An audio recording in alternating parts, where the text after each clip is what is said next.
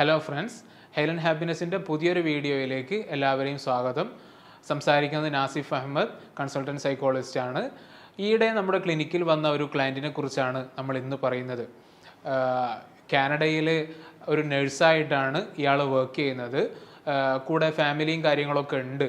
അപ്പോൾ വന്നിട്ട് സംസാരിക്കുന്നത്, പറയുന്ന പ്രശ്നങ്ങൾ എന്താണെന്ന് വെച്ചാൽ, ഈയിടെയായിട്ട് വൈഫുമായിട്ട് വല്ലാതെ ദേഷ്യം പിടിച്ചു പോകുന്നുണ്ട്, ഒന്നും കയ്യിൽ നിൽക്കുന്നില്ല, പെട്ടെന്ന് കൺട്രോൾ പോയിട്ട് വല്ലാതെ ചൂടാകുന്നുണ്ട്.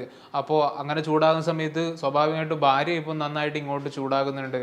അപ്പോൾ പരസ്പരം കലഹിക്കാനേ ഇപ്പം നേരമുള്ളൂ. കാനഡയിലൊക്കെ വന്നിട്ട് രണ്ടുപേരും ഒരുമിച്ച് ജീവിക്കുക, നല്ലൊരു ഒരു ഒരു കുടുംബജീവിതമൊക്കെ ഉണ്ടാക്കുക എന്നുള്ള നിലക്കാണ് ഇവിടെ വന്നത്. പക്ഷെ വന്നത് മുതൽ ഇപ്പോൾ ഓരോ ആഴ്ചയും 2-3 തവണകളായിട്ട് നമ്മളിപ്പോൾ വഴക്ക് കൂടുകയാണ്. ഒരാഴ്ച അങ്ങനെ അങ്ങ് പോകും, അതിൻ്റെ ഇടയിൽ നന്നാകും, അത് കഴിഞ്ഞിട്ട് നമ്മൾ വീണ്ടും എന്താണ് ഈ ഒരു ഫൈറ്റിലേക്ക് തന്നെയാണ് പോകുന്നത്. ഞാനിതുവരെ അവളെ ഫിസിക്കലായിട്ടൊന്നും ചെയ്തിട്ടൊന്നുമില്ല, അടിച്ചിട്ടോ അല്ലെങ്കിൽ വേറെ എന്തെങ്കിലും ചെയ്തിട്ടൊന്നുമില്ല. പക്ഷേ ഈ ഒരു എപ്പോഴും വീട്ടിൽ ഈ ഒരു വഴക്കും വക്കാളം ഉണ്ടാകുന്നത്. അതേപോലെ തന്നെ ഞാൻ കുറച്ചധികം സോഷ്യൽ മീഡിയാസും കാര്യങ്ങളൊക്കെ നോക്കാറുണ്ട്, കുറച്ച് റീൽസൊക്കെ ചെയ്യാനൊക്കെ ഇഷ്ടമുള്ള ഒരാളാണ്. പക്ഷേ ഇവക്ക് ഞാൻ ഫോൺ എടുക്കുന്ന സമയത്ത് ഇവൾ പറയാൻ തുടങ്ങും, നിങ്ങൾ ആ ഫോണൊന്ന് മാറ്റി വെക്ക്, നിങ്ങളിങ്ങനെ ഫോണിൽ എപ്പോഴും ഫോണിൽ തന്നെയാണെന്നുള്ള നിലയ്ക്ക്. സാറേ, എപ്പോഴും ഇങ്ങനെ ചൊറിഞ്ഞ് വരുന്ന ഒരു ടൈപ്പാണ് എൻ്റെ വൈഫ്. അപ്പോൾ ഈ ഒരു പറയൽ, ഈ വീണ്ടും വീണ്ടും ഇങ്ങനെ പറയുന്ന സമയത്ത് എനിക്ക് വല്ലാത്ത ദേഷ്യം വരികയും ഞാൻ നന്നായിട്ട് അവളോട് കയറി സംസാരിക്കുകയാണ് ചെയ്യുക. അപ്പോൾ അത് കഴിഞ്ഞാൽ പിന്നെ അവൾ കുറച്ച് ദിവസത്തേക്ക് മിണ്ടില്ല, അവൾ ഒന്നും സംസാരിക്കുന്നുണ്ടാവില്ല. പക്ഷേ സാർ, എനിക്ക് അവളോട് യാതൊരു തരത്തിലുള്ള പ്രശ്നങ്ങളും എനിക്കില്ല. എനിക്ക് അവളെ ഇഷ്ടമാണ്, എൻ്റെ കാര്യങ്ങളൊക്കെ കംപ്ലീറ്റ് ആയിട്ട് അവളാണ് ചെയ്തു തരുന്നത്. അവളുണ്ടാക്കുന്ന ഫുഡ് എന്നൊക്കെ വെച്ചാൽ സൂപ്പർ ഫുഡാണ് അവൾ ഉണ്ടാക്കുന്നത്. എനിക്ക് അവളില്ലാതെ ഒരിക്കലും എനിക്ക് ജീവിക്കാൻ പറ്റൂല. രാത്രി കിടക്കുന്ന സമയത്തൊക്കെ അവളില്ലെങ്കിൽ എനിക്ക് ഉറക്ക് തന്നെ വരില്ല. ആ നിലക്ക് ഞങ്ങൾ രണ്ടുപേരും നല്ല ഇഷ്ടത്തിലൊക്കെ ആണ്. പക്ഷേ ഇപ്പോൾ കുറച്ചിടെയായിട്ടാണ് ഈ രൂപത്തിൽ നമ്മൾ വെറുതെ അങ്ങോട്ടും ഇങ്ങോട്ടും ഇപ്പോൾ സ്ഥിരമായിട്ടുള്ള ഫൈറ്റ് നടന്നുകൊണ്ടിരിക്കുന്നത്. അപ്പോൾ ഇയാൾ കാര്യങ്ങളൊക്കെ ഇങ്ങനെ പറഞ്ഞു. അപ്പോൾ ആ സമയത്ത് തന്നെ നമ്മൾ ഒരു മാരിറ്റൽ ഇഷ്യൂ ആയതുകൊണ്ട് തന്നെ അവരുടെ സെക്സ് ലൈഫ് എങ്ങനെയാണ്, അത് കാര്യമായിട്ട് പോകുന്നുണ്ടോ നോക്കൽ നമ്മൾ വളരെ ഇമ്പോർട്ടൻ്റ് ആയിട്ട് കാണുന്നുണ്ട്. കാരണം അതിൽ വരുന്ന ചെറിയ എന്തെങ്കിലും പ്രശ്നങ്ങളായിരിക്കും ഈ ഒരു പുറത്ത് വരുന്ന വലിയ പ്രശ്നങ്ങളായിട്ട് മാനിഫെസ്റ്റ് ചെയ്യുന്നത്, നമുക്കത് കാണാൻ പറ്റുന്ന പ്രശ്നങ്ങളായിട്ട് വരുന്നത്. ഒരിക്കലും ഒരാൾ നേരെ വന്നിട്ട് സാർ എനിക്കിങ്ങനെ പ്രശ്നമുണ്ട് എന്നുള്ള നിലക്ക് പറയൂല. പലർക്കും മടിയാണ് ഉണ്ടാവുക. കുറഞ്ഞ ക്ലയൻസ് മാത്രമേ ആ നിലക്ക് നമ്മുടെ അടുത്ത് സംസാരിക്കുന്നുണ്ടാവും. അപ്പോൾ ഇയാളോടും ഞാൻ ആ രൂപത്തിൽ ചോദിക്കുന്ന സമയത്ത് ഇയാൾ എന്നോട് പറഞ്ഞു, ഞാനൊന്ന് വീഡിയോ ഒക്കെ ഒന്ന് ഓഫ് ചെയ്തോട്ടെ സാർ, എനിക്ക് കുറച്ച് വിഷയങ്ങൾ സാർ ചോദിച്ചത് കൊണ്ട് കുറച്ച് വിഷയങ്ങൾ എനിക്ക് പറയാനുണ്ട്, പക്ഷേ വീഡിയോയിൽ പറയാൻ ചെറിയൊരു മടിയുണ്ട്, ഞാൻ ഓഫ് ചെയ്തിട്ട് സംസാരിക്കുന്നത്. ഞാൻ പറഞ്ഞു ഓക്കെ, ഒരു പ്രശ്നവുമില്ല, നിങ്ങളെ കംഫർട്ട് പോലെ നിങ്ങൾ സംസാരിച്ചു എന്ന് പറഞ്ഞു. അപ്പോൾ ഇയാൾ വീഡിയോ ഒക്കെ ഓഫാക്കിയിട്ട് പിന്നീട് കുറേ സമയമാണ് എന്നോട് സംസാരിച്ചത്. ഇയാൾ എന്നോട് പറഞ്ഞത്, എനിക്ക് നമ്മുടെ ഈ ഒരു സെക്സ് ലൈഫിൽ നിന്ന് എനിക്ക് യാതൊരു തരത്തിലുള്ള സാറ്റിസ്ഫാക്ഷൻ എനിക്ക് കിട്ടുന്നില്ല സാറേ. എനിക്ക് വൈഫിൻ്റെ അടുത്ത് നിന്ന് ഒരു ഹസ്ബൻഡ് ആഗ്രഹിക്കുന്ന പോലുള്ളൊരു ഒരു പ്ലഷറബിൾ ആയിട്ടുള്ള ഒരു സന്തോഷം കിട്ടുന്ന ഒരു എൻജോയ്ഡ് ആയിട്ടുള്ള ഒരു സെക്സ് എനിക്ക് എൻ്റെ വൈഫിൻ്റെ അടുത്ത് നിന്ന് എനിക്ക് കിട്ടുന്നില്ല. അപ്പോൾ ഇത് കാരണം ഞാൻ വല്ലാതെ ബുദ്ധിമുട്ടുന്നുണ്ട്. ഈ ഒരു വിഷയം എനിക്ക് അവളോടൊട്ട് പറയാനും പറ്റുന്നില്ല. പറഞ്ഞാൽ തന്നെ അവൾ എങ്ങനെയാണ് ഇത് ഉൾക്കൊള്ളാമെന്ന് പറയാനും എനിക്ക് അറിയില്ല. ഞാൻ ഇതിൻ്റെ മുമ്പ് എപ്പോഴോ ഒന്ന് ഞാൻ പറഞ്ഞു നോക്കിയിരുന്നു. അപ്പോൾ ആ സമയത്തൊക്കെ അവൾ അത് പിന്നെ ഇപ്പം നിങ്ങൾക്ക് പഴയ പോലെ എൻ്റെ കൂടെ സ്നേഹമൊന്നുമില്ല, നിങ്ങൾക്ക് വേറെ ആരുമായിട്ട് എന്തോ കണക്ഷൻ ഉണ്ടാവോ, പണ്ടൊക്കെ നിങ്ങൾക്ക് ഭയങ്കര സ്നേഹമായിരുന്നല്ലോ, ഇപ്പം ആ നിലക്കുള്ള ഒന്നും ഇല്ലല്ലോ എന്നുള്ള നിലക്ക് ആ പറയുന്നതും ആളൊരു പ്രശ്നമാക്കി എടുത്തിട്ട് പിന്നീട് അതിൻ്റെ പേരിൽ കുറേ പ്രശ്നങ്ങളൊക്കെ ഉണ്ടാക്കുകയാണ് ചെയ്യുന്നത്. അപ്പോൾ ഇത് എന്ത് ചെയ്യണമെന്ന് എനിക്ക് യാതൊരു പിടുത്തവും ഇല്ല എന്നാണ് ഇയാൾ എന്നോട് പറഞ്ഞത്. അപ്പോൾ ഈ കാര്യം മനസ്സിലായതോടുകൂടി പിന്നീട് ഞാൻ ഒന്നുകൂടി പിന്നെ ആ വിഷയം നമുക്ക് ഐഡൻറ്റിഫൈ ചെയ്താൽ മാത്രമേ ഇവർക്കൊരു എന്തെങ്കിലും കാര്യങ്ങൾ പറഞ്ഞു കൊടുക്കുക, അല്ലെങ്കിൽ ഒരു സൊല്യൂഷൻ എന്നുള്ള നിലയ്ക്ക് നമുക്ക് മുന്നോട്ട് പോകെ ചെയ്യാൻ പറ്റും. അപ്പോൾ ഇയാളോട് ഒന്നുകൂടി ആ വിഷയങ്ങളൊക്കെ നമ്മൾ ചോദിക്കേണ്ട രൂപത്തിൽ ചോദിച്ച സമയത്ത് ഇയാൾ പറഞ്ഞത് ഇയാൾക്ക് ഒരിക്കലും ഇജാക്കുലേഷൻ സംഭവിക്കില്ല എന്നുള്ളതാണ്. ഭാര്യയായിട്ട് ബന്ധപ്പെടുന്ന സമയത്ത് ചിലപ്പോൾ 1 മണിക്കൂർ 1.5 മണിക്കൂർ കഴിഞ്ഞാലും ഇയാൾക്ക് ഒരു തരത്തിലുള്ള ഇജാക്കുലേഷൻസ് സംഭവിക്കുന്നില്ല. അപ്പോൾ അത് കേട്ട സമയത്ത് വല്ലാത്തൊരു ഒരു കൗതുകവും അത്ഭുതമൊക്കെ തോന്നി. കാരണം പുരുഷന്മാർ സാധാരണ നമ്മളടുത്ത് വരുന്ന ഏകദേശ ക്ലയൻസും പറയുക അവർക്ക് പ്രിമച്വർ ഇജാക്കുലേഷൻ ആണ്, പെട്ടെന്ന് ഇജാക്കുലേഷൻ സംഭവിക്കുന്നു എന്നുള്ള നിലക്കാണ്. കുറഞ്ഞ ആളുകൾ മാത്രമേ ഇത്തരത്തിലുള്ള പ്രൊലോങ്ഡ് ആയിട്ടുള്ള സമയത്ത് വരെ ഇജാക്കുലേഷൻ നടക്കുന്നില്ല എന്നുള്ള പരാതിയായിട്ട് വരാറുള്ളൂ. അപ്പോൾ ഇയാളാണ് ആ നിലക്ക് ഇപ്പോൾ 1 മണിക്കൂർ 1.5 മണിക്കൂർ കഴിഞ്ഞാലും എനിക്ക് ഇജാക്കുലേഷൻ സംഭവിക്കുന്നില്ല എന്നുള്ള നിലക്ക് സംസാരിക്കുന്നത്. അപ്പോൾ അത് ഒന്നുകൂടി ഇയാളോട് ചോദിച്ച സമയത്താണ് ഇയാൾ പറയുന്നത്, എനിക്ക് അങ്ങനെ അവളോട് ബന്ധപ്പെടുന്നതിൽ എനിക്ക് അങ്ങനെ വലിയൊരു താല്പര്യമോ അങ്ങനെയൊന്നും ഇല്ല. സത്യം പറഞ്ഞാൽ എനിക്ക് പിന്നെ ഒരു തരത്തിലുള്ള ഒരു വെറുപ്പ്, ഒരു ചെറിയൊരു അവേർഷൻ ഇപ്പോൾ വല്ലാതായിട്ട് വരുന്നുണ്ട് സാറേ എന്ന് പറഞ്ഞു. അപ്പോൾ ഞാൻ ചോദിച്ചു, അതെന്തെങ്കിലും വേറെന്തെങ്കിലും വിഷയം ഉണ്ടോ നിങ്ങൾക്ക്? പിന്നെ പണ്ടേതെങ്കിലും സ്ത്രീകളുടെ അടുത്ത് നിങ്ങൾ വല്ലാത്തൊരു ഇത്തരത്തിലുള്ള അവേഴ്സീവായിട്ട് എന്തെങ്കിലും ഫീൽ ചെയ്തിട്ടുണ്ടോ, അല്ലെങ്കിൽ പിന്നെ അങ്ങനത്തെ സിറ്റുവേഷൻസ് ഒക്കെ ഉണ്ടായിട്ടുണ്ടോ എന്ന് ചോദിച്ച സമയത്ത് ഇയാൾ പറഞ്ഞു, സാറേ പ്രശ്നം എന്താണെന്ന് പറഞ്ഞാൽ അവളുടെ വായ നാറ്റല്ല, മറിച്ച് അവൾക്ക് ഒരു ഗ്യാസിൻ്റെ ഒരു പ്രശ്നമുണ്ട്. അപ്പോൾ അവൾ ബ്രീത്ത് ചെയ്യുന്ന സമയത്തൊക്കെ ഈ ഗ്യാസ് ഒരു വല്ലാത്തൊരു ബാഡ് ഓർഡർ ഉള്ളൊരു ദുർഗന്ധമുള്ള ഒരു ഗ്യാസാണ് പുറത്ത് വരിക. അപ്പോൾ മണം വരുന്ന സമയത്ത് തന്നെ എനിക്ക് വല്ലാത്ത ബുദ്ധിമുട്ടാണ്. അപ്പോൾ ആ സമയത്ത് എനിക്കൊരു ഒരു ഒരു ഒരു വെറുപ്പ് അല്ലെങ്കിൽ ഒരു താല്പര്യമില്ലായ്മ ഉണ്ടാകുന്നുണ്ട്.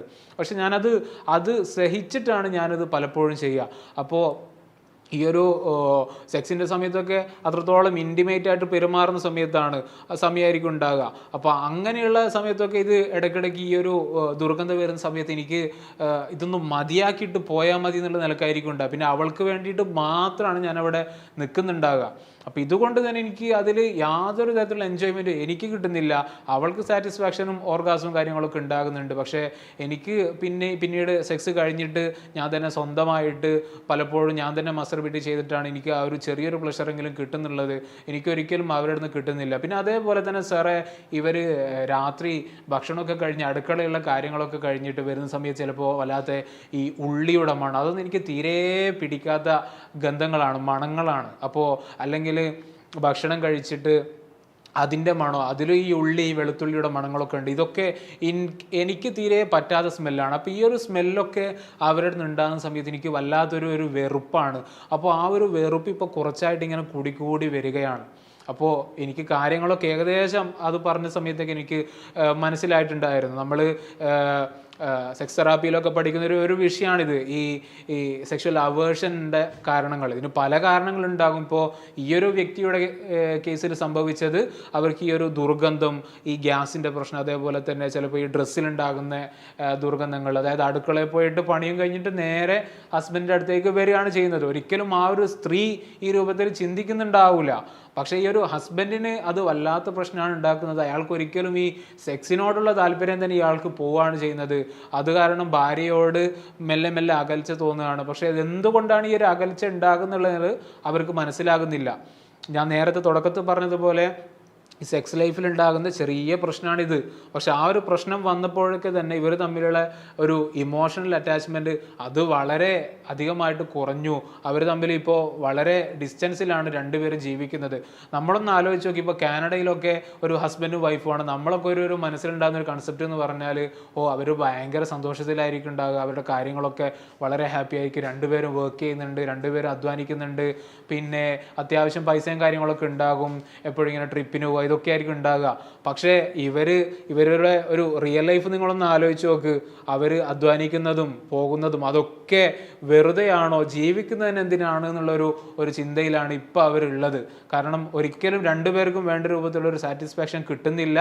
അതെന്ന് മാത്രമല്ല, എപ്പോഴും പരസ്പരം കലഹിച്ചുകൊണ്ടാണ് അവരുടെ ജീവിതം ഇപ്പം മുന്നോട്ട് പോയിക്കൊണ്ടിരിക്കുന്നത്.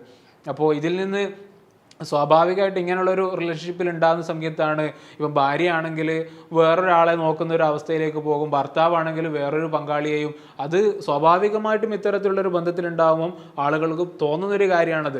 നമ്മൾ നല്ലൊരു മാരിറ്റൽ റിലേഷൻഷിപ്പ് അല്ലെങ്കിലാണ് നമ്മൾ വേറൊരു എക്സ്ട്രാ മാരിറ്റൽ ആയിട്ടുള്ള വേറൊരു അഫെയറിലേക്ക് നമ്മൾ പോകുന്നത്. അപ്പോൾ ഇവരോട് ഞാൻ ചില കാര്യങ്ങളൊക്കെ പറഞ്ഞു കൊടുത്തിട്ടുണ്ടായിരുന്നു.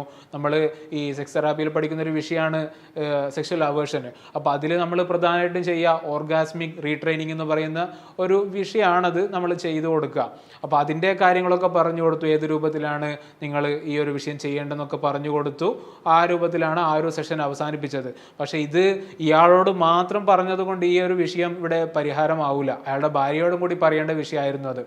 അപ്പോൾ ഭാര്യയായിട്ടുള്ള സെഷനിൽ നമ്മൾ സംസാരിച്ചത് ഈ പുരുഷന്മാർ പൊതുവേ വിഷ്വലി സ്റ്റിമുലേറ്റഡ് ആകുന്ന ആളുകളാണ്. ഇപ്പം നിങ്ങൾ തന്നെ ശ്രദ്ധിച്ചിട്ടുണ്ടാകും, നിങ്ങൾ ഇപ്പോൾ ഒരു ആമസോൺ, ഫ്ലിപ്കാർട്ട് അങ്ങനെ ആയിക്കോട്ടെ, ഇനി അതല്ല ഷോപ്പിൽ പോയിക്കോട്ടെ, സ്ത്രീകൾക്ക് ധരിക്കാനുള്ള നൈറ്റ് ഡ്രസ്സുകൾ ഏതൊക്കെയുണ്ട്, ഒരുപാട് ഡ്രസ്സുകൾ നിങ്ങൾക്ക് കാണാനുണ്ടാവും. വലയുള്ളത്, വലയില്ലാത്തത്, കീറുള്ളത്, കീറില്ലാത്തത്. പുരുഷന്മാർക്ക് ധരിക്കാനുള്ളതോ എത്രയൊക്കെ കാണാൻ പറ്റും. നമ്മുടെ കേരളത്തിലൊക്കെ ആണെങ്കിൽ പൊതുവേ മുണ്ടായിരിക്കും ഉണ്ടാകുക, ധോത്തീസ് ആയിരിക്കും ഉണ്ടാകുക. ഇപ്പോൾ ഷോർട്സും കാര്യങ്ങളൊക്കെ അതും ഉണ്ടാവും. ഇതല്ലാതെ വലയുള്ള ഷോർട്സ്, വലയില്ലാത്ത ഷോർട്സ് അങ്ങനെ ഏതെങ്കിലും നിങ്ങൾ കണ്ടിട്ടുണ്ടോ? എന്തുകൊണ്ടാണത്? എന്താണ് അതിൻ്റെ പിറകുള്ള സൈക്കോളജി? അത് വേറൊന്നുമല്ല, പുരുഷന്മാരൊക്കെ ഈ വിഷ്വൽ സ്റ്റിമുലേഷൻ്റെ ആളുകളാണ്. അവർക്ക് കാണുന്നതിൽ കൂടിയാണ് അവർക്ക് ഈ സ്റ്റിമുലേഷൻ ഉണ്ടാക്കുന്നത്. അപ്പോൾ ആ നിലക്ക് ഒരു ഭാര്യ എന്നുള്ള നിലക്ക് അവർ ശ്രദ്ധിക്കേണ്ട ഒരു വിഷയമാണ് എപ്പോഴും ആ ഒരു സ്റ്റിമുലേഷൻ തന്നെ കൊണ്ട് ആ ഒരു സ്റ്റിമുലേഷൻ ഹസ്ബൻഡിന് ഉണ്ടാകണം. അപ്പോൾ അതിന് വേണ്ടിയിട്ട് അവർ ആ രൂപത്തിലൊരു ഒരു ഒരു പ്രസൻറ്റേഷൻ അവർ ചെയ്യേണ്ടതുണ്ട്. പ്രസൻറ്റേഷൻ എന്ന് ഉദ്ദേശിക്കുന്നത് ഇപ്പോൾ രാത്രി കിടക്കുന്ന സമയത്തൊക്കെ ചിലപ്പോൾ അങ്ങനെയുള്ള നല്ല നൈറ്റ് ഡ്രസ്സുകൾ ഉപയോഗിക്കേണ്ടി വരും, ചിലപ്പോൾ നല്ല സുഗന്ധങ്ങൾ ഉപയോഗിക്കേണ്ടി വരും. ഇതൊക്കെ ഈ ഒരു സെക്ഷൽ പ്ലഷറിലേക്ക് ഒന്നുകൂടി നയിക്കുന്ന ഘടകങ്ങളാണ്. ഇപ്പോൾ ഈ വിഷയത്തിലൊക്കെ നിങ്ങൾ കണ്ടില്ലേ, ഇപ്പോൾ ഉള്ളിയുടെ ഗന്ധോ അല്ലെങ്കിൽ ഇവരുടെ ഗ്യാസിൻ്റെ ഒരു പ്രശ്നമോ, അതൊക്കെ ഉള്ളിയുടെ ഗന്ധമാണെങ്കിൽ ഡ്രസ്സ് മാറ്റുന്നത് കൂടി മതിയാകും. ഗ്യാസിൻ്റെ അങ്ങനെ വിഷയമാണെങ്കിൽ അത് ചിലപ്പോൾ ഡോക്ടറെ കാണിച്ചിട്ട് മാറ്റേണ്ടി വരും. പക്ഷെ ഇതൊക്കെ ഇവരുടെ സെക്സ് ലൈഫിനെ ബാധിക്കുന്നുണ്ട്, ഇവരെ ഓവറോൾ ലൈഫിനെ തന്നെ ബാധിക്കുന്ന രൂപത്തിലേക്ക് മുന്നോട്ട് പോവാണ്. അപ്പോൾ ഈ കാര്യങ്ങളൊക്കെ ഞാൻ അവിടെ പറഞ്ഞു കൊടുത്തു. അപ്പോൾ അതിനുള്ള ഗ്യാസ്ട്രോൻ്റെ ആളൊക്കെ കാണിച്ചു. പിന്നെ പറഞ്ഞതുപോലെ ഡ്രസ്സും കാര്യങ്ങളൊക്കെ അവർ വീണ്ടും ഒന്നുകൂടി നന്നായിട്ട് ശ്രദ്ധിക്കാൻ തുടങ്ങി. കാരണം ഈ കാര്യങ്ങളൊന്നും അവർക്ക് അത്ര കണ്ട് അറിഞ്ഞുകൂടായിരുന്നു, പുരുഷന്മാർക്ക് ഇങ്ങനെയാണ് എന്നുള്ള രൂപത്തിൽ അറിയില്ലായിരുന്നു. അപ്പോൾ ആ ഒരു വിഷയം പറഞ്ഞു കൊടുത്ത സമയത്ത് തന്നെ ഒരുപാട് മാറ്റങ്ങളാണ് പിന്നീട് ഉണ്ടായത്. അതേപോലെ തന്നെ ഹസ്ബൻഡിനോട് ഞാൻ ഈ ഒരു കമ്മ്യൂണിക്കേഷൻ നിലനിർത്താൻ വേണ്ടിയിട്ട് നിന്നുപോയ കമ്മ്യൂണിക്കേഷൻസ് വീണ്ടും, കാരണം സ്ത്രീകൾ ഹസ്ബൻഡിനോട് ഒരുപാടായിട്ട് സംസാരിക്കണം. ഈ ഒരു സംസാരം അവിടെ നിന്ന് പോയിട്ടുണ്ടെങ്കിൽ അവിടെ കാര്യമായിട്ട് എന്തോ ഒരു പ്രശ്നമുണ്ടെന്നാണ് നമ്മൾ മനസ്സിലാക്കേണ്ടത്. അപ്പോൾ ആ നിലയ്ക്ക് രണ്ടുപേരും ചെയ്ത സമയത്ത് നല്ലൊരു വളരെ മനോഹരമായിട്ടുള്ള ഒരു റിലേഷൻഷിപ്പായിട്ട്, ദാമ്പത്യ ജീവിതമായിട്ട് അവരുടെ ജീവിതം മാറിയിട്ടുണ്ടായിരുന്നു. അപ്പോൾ ഏതായാലും പുതിയൊരു വീഡിയോയുമായിട്ട് നമുക്ക് വീണ്ടും കാണാം. താങ്ക്സ്.